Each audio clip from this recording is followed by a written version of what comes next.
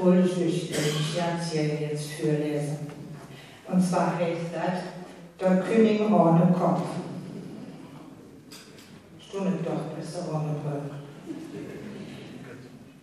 Das ist so, ein kleiner, dünner Mensch schrieb Singertant Pilat für Weihnachten einen Brief. Glückselige Pferdich, das soll ich doch auch von der Mam, vom Pap und der Mariechen bestellen.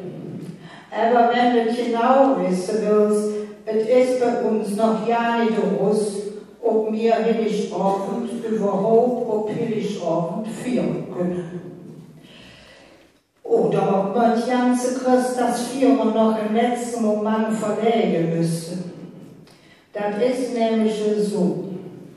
Was unser Krippchen ist, das ist ein Mordsapparat und schwer wie Blei. Das ist jedes Jahr eine örtliche Brassel, bis wir das aus dem Keller haben und bis auf die 3. Etage gegraben haben. Und gestern hatte man das Gedöns. Wir mit allem anderen in der Keller, wo wir die Krippe oben im Schaf mit jemandem standen haben.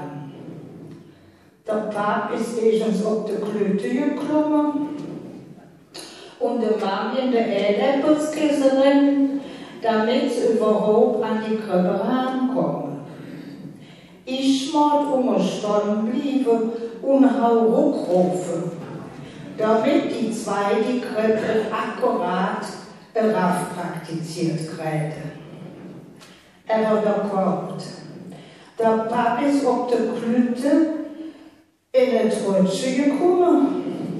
Und da hat die Mam auf einmal ganz allein die Verantwortung für den ganzen Stall von Bethlehem mit dem Hed und all der Schöpfer, der Ors, der Esel, der Hideo und der 3 Könige. Das war zu viel für die Mam. Wir haben ganz lecker sortieren müssen, bis wir die Mam, die Krippe, die ganze Lüge und das Viehzeug wieder aus der Erdäpfelskiste raus hatten. Es eng vom Lied war. Die Mam hat Schrammel im Arm und Bein.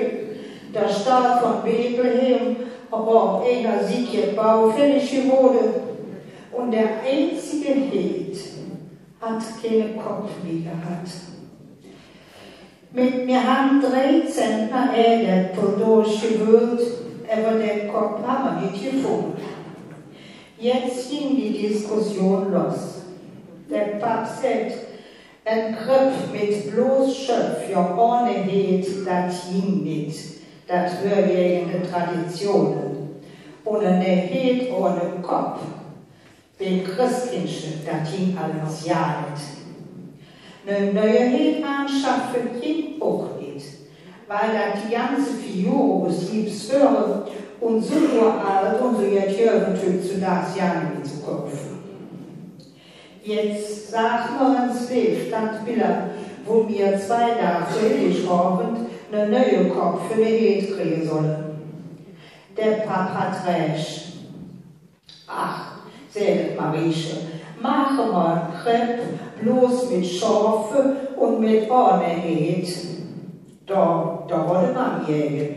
Das wird typisch für Junglück, keine Ahnung von Ackerbau und Viehzucht. Schafe ohne Hed, hätte die Mann gesagt, die gingen doch zurück.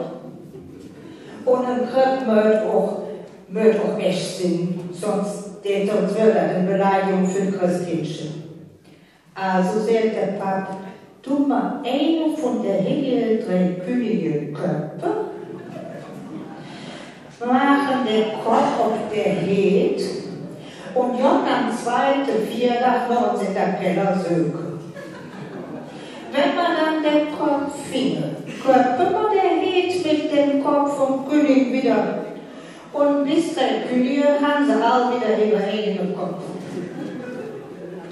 Die Mama hat nachdenklich gesehen, schon merkt, das ging nicht, weil das ja der König einen Kron um den Kopf hat. Und der Hed mit einer Kron, das wäre asozial.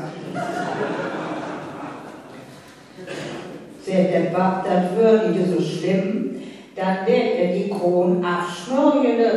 Dann hätte der Hed den Königskopf nirgends platt Aber da hatte Mama wieder Bedenken gehabt.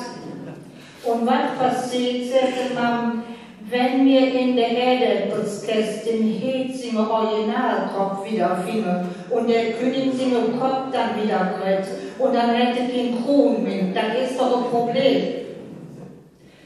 Da hätte Marie gesagt, wir können doch dem König einen Kron aus einem Meter zurechtfriemeln. Das war doch vielleicht ein Pickelsarbeit, aber das ging auch nicht. Jedes Mal, wenn man die Tür vom Jodenzimmer aufmachen will, ging der Kron, die Kronpflege, der Linie nicht halten. Jetzt ist der Papa so sauer, dass er meint, es wird bei uns nicht früher ich geführt, bis das Problem mit dem Kopf gelöst wird. Und so wie ich das bei uns kenne, kann das noch ein paar Tage dauern. Ja, ich dann wieder. Dir wünschen mich auf alle Fälle glückselige Vierrecht und eine schöne Rose, die eine Tünne machen. PS. Grad haben sie sich geeinigt, dass ich der ganze Schlamassel schuld wird. Ich hätte viel zu früh auch gerufen.